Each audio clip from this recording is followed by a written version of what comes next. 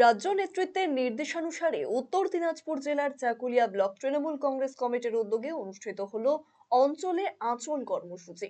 সোমবার চাকুলিয়ার বেলন পঞ্চায়েতের গহররা হাট এলাকায় আয়োজিত এই কর্মসূচিতে সরকারি বিভিন্ন প্রকল্প, ভুয়ো ভোটার বন্ধের, স্বচ্ছ ভোটার তালিকা প্রকাশ সহ বিভিন্ন বিষয় নিয়ে আলোচনা করা হয়।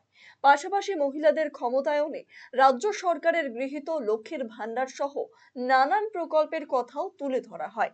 জেলা সভাপতি কানায়ালাল আগরওয়ালা, বিধায়ক মিনহাজুল আরফিন আজাদ, জেলা মহিলা তৃণমূল সভানেত্রী চৈতালি ঘোষ সাহা সহ অন্যান্যরা উপস্থিত ছিলেন এদিনের কর্মসূচিতে।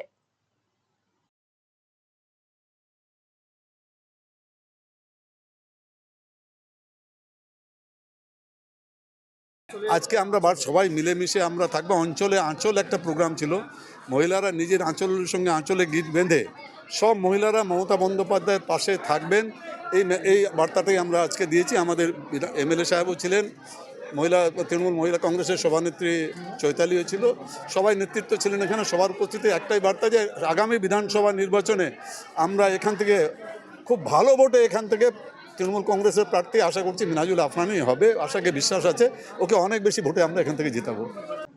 রায়গঞ্জবাসীদের জন্য সুখবর, যারা দীর্ঘদিন ধরে পেটের সমস্যায় ভুগছেন তাদের জন্য রায়গঞ্জ দিশারিতে আসছেন ব্যাঙ্গালোরের প্রখ্যাত গ্যাস্ট্রোএন্টারোলজিস্ট ডাক্তার ইরশাদ আলী, এইচএমডি, ডিএনবি।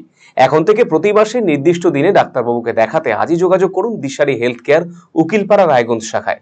যোগাযোগ করুন 7477785509 এই নম্বরে এবং 7477785512 এই নম্বরে।